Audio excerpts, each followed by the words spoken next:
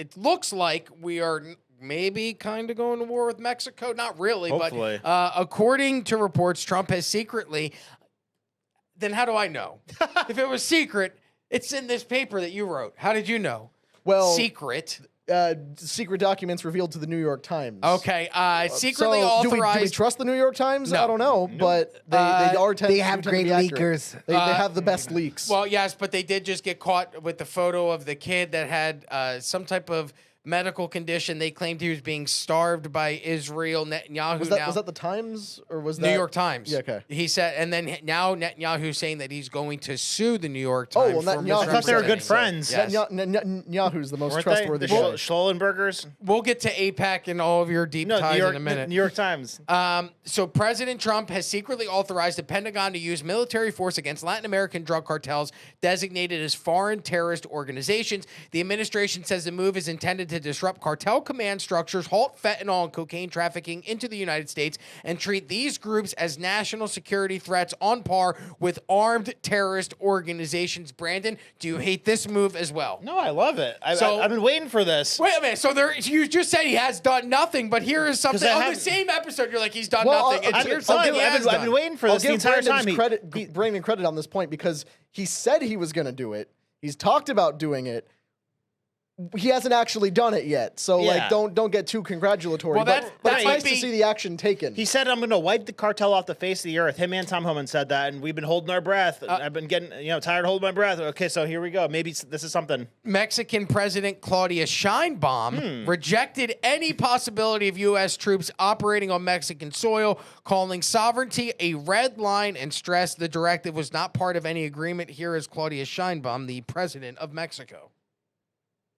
We cooperate, we collaborate, but there will be no invasion. That is discarded, absolutely discarded.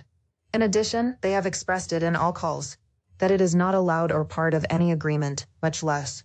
When they have come to raise it, we have always said no, that we can collaborate in another way.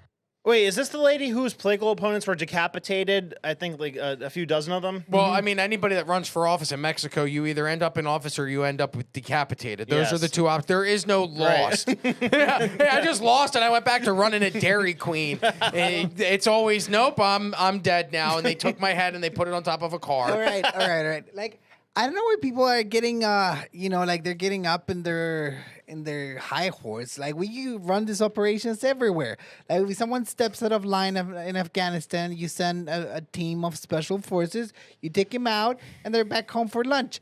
Like, Mexico's no different than Afghanistan, Iraq. It's easier. Like, I'm pretty sure Gaddafi was like, yeah, we will under no circumstance allow the United States to invade our country, and then, we had him beaten and sodomized to death by a mob and created the, tropical Mediterranean paradise that is Libya. Hillary's like, we came, we saw, he died. Yeah. The thing is that the policies that this lady and the previous government had, they had this policy, abrazos, no balazos, that meaning like hugs, not bullets.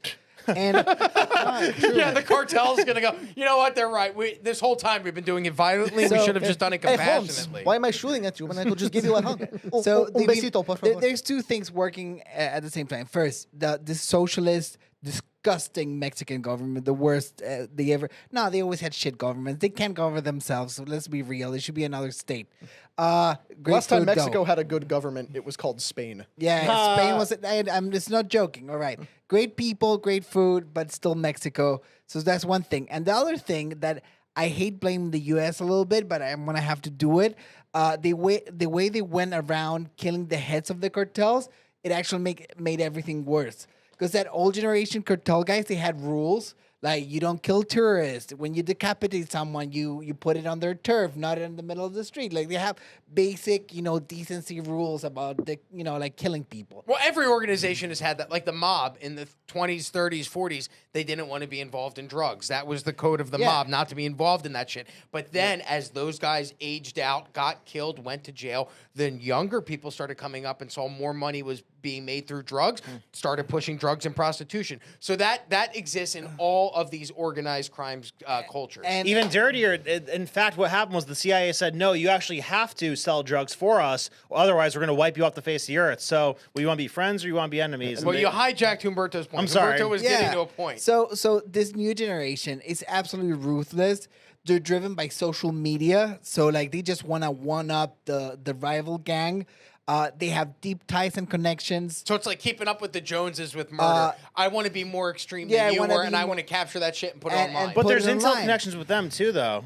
What? I think they're working for intelligence agencies too, which is another layer of difficulty for this. Allegedly, they were trained by our guys, Well, it's not. Who? It's a, The cartels? the cartels. they sell drugs for the global elites. Like matter of fact, that the lady president that I don't like at all. Shine bomber. Yeah, I don't know how she got elected. Yeah. She's Yes, like you yes, I do not know how she got Yes, elected. It's Right? a huge do. mystery. She is suing the government of the United States for guns being sold to Mexico. So there's something there. I was listening to some interviews of the guys that work for the anti-narco police there, and they're way over their heads. Like anyone that comes in the force, they have like 6 months of to live before. That's why they wear masks, because they track them. So it's not looking good for Mexico. This might be positive. You Wait know? a minute. So in Mexico, when the federal agents or the federales or the Yeah. police are going after the cartels, they cover their faces so they can't be identified, Yes. and there be retribution Yes. against them by the cartels. They Do leftist, unhinged liberals in Mexico speak out against the police from covering their faces to arrest the drug cartels? none that I No. have heard. So why in our country, when when ICE agents try and cover their faces to keep anonymous as they're going through and capturing people who are also breaking laws, why does the left in our country come to their defense, whereas the left in Mexico shuts their fucking faces when it comes to them covering their faces? This is Our so left is actually bad there retarded. that they have their identity protected and they wear masks. And sometimes guys inside the force, they get corrupted, or because they offer you ungodly amounts of money to flip on them. They will give the identity of one of the teammates and he will end up killed next day. So the cops will flip, like, all right, Brandon and I are both cops, but Brandon's working with the cartel. Yeah. Brandon gives them my identity, then Brandon gets paid by the cartel, and I And they get will whacked. kill you and all your family. Wow. And How your you dog. feel, Brandon? Rich. Wow. I can tell. Look at your Yeah, stutter and the shades. fact that that doesn't just happen with, the police. Every government official at every level has a possibility of being on the cartel take. Like, these guys Because have tanks. It runs all the way up to the very top, which is why I have said before, and I will say again, the pacification and annexation of the failed narco state of Mexico is the only war the United States should be interested in fighting. 1000%. If you go back to the Mexican-American War, I believe it was James K. Polk who was president right after that. He had this broad, sweeping plan for, okay, we won the war, we're now taking all of Mexico, right? Like you can Google like Polk Mexico map. He wanted to annex basically all the way down to the Yucatan Peninsula and then take Cuba and the Dominican Republic as well, just for the heck of it. He was, very expansionist. But the point was, this is a hostile, adversarial nation that we have just beaten in war. We now get to take all their stuff, Yeah. which is why it was really funny back during, the big ICE protests in California a few months ago, where all the people were saying, Mexicans have been here the entire time. Mexicans are the indigenous Californians, and you guys are the colonizers. Like, we took this land from you when you lost a war. Like, I'm sorry, fight harder. Yeah. Like, you do better. Same We thing hate with you. Florida Actually, and the Indians. The fact you got to keep Mexico City means that we were merciful. Actually, geographically, it will bring all our immigration bills down. Because if you look at Mexico, it goes very thin. Think on the how much bottom. easier the border would It be will to be control so easy for us if it to was enforce Panama. border. Yeah, Yeah. if it was the width of the Panama We Canal. will need to take. rather than We will need to take over half of Guatemala, but it will be a very small choke point. You need like, it'd be so economical. Yeah. All right, we only have 30 minutes left. We have 3 more topics, so we got to get through these quickly. Just some stats when it actually comes to the fentanyl crisis here in the United States of America. It's very interesting how ChatGPT makes you work for information. So the deaths per year here in the United States, I asked ChatGPT Provide me with stats for the past 5 years of fentanyl deaths or overdose deaths in the United States. 2019, 36,359 people. 2020, it almost doubles, 56,516 people. 2021, 70,601 people. 2022, 73,654 people. 2023, 72,776 people.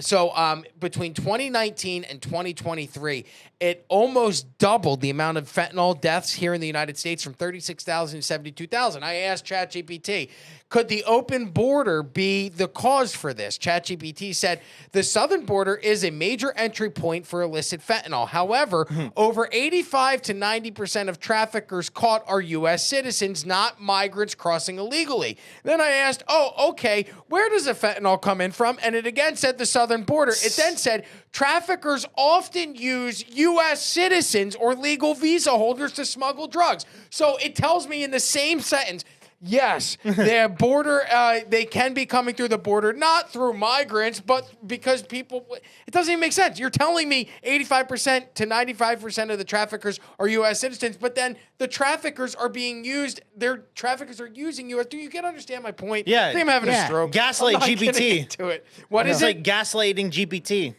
Gaslighting Gaslight GPT. I mean, because it's lying to me. Yeah, because it's trying to say, no, it's not because of the southern border. It's because of U.S. citizens, but it's ignoring that's coming from the southern border. With U.S. citizens acting on behalf of the traffickers. Yeah, so that was the point I was trying to get so if to. it wasn't for it And coming from the unable southern to border, make. the U.S. citizens who are selling it wouldn't be able to get it. And of course, Canada is also a major entry point for these things, but we're dealing with Canada in separate ways with, all the tariffs Trump threatened against them. Same thing against Mexico, but you can't work with the Mexican government to stop this because not only are they on the take, but if they get off the take, they're all killed. Yeah. That doesn't happen in Canada. So you crack down on Mexico very differently. And then once we've dealt with both Canada and Mexico, either by tariffing and helping to, drone strike cartel compounds or by just annexing them, manifest destiny goes north to south now, then we can deal with the other underlying problem, which is China, which is how it all keeps getting here. So if you like this clip, click right here. And if you want to see more like it, click right here. Stay angry, Patriots.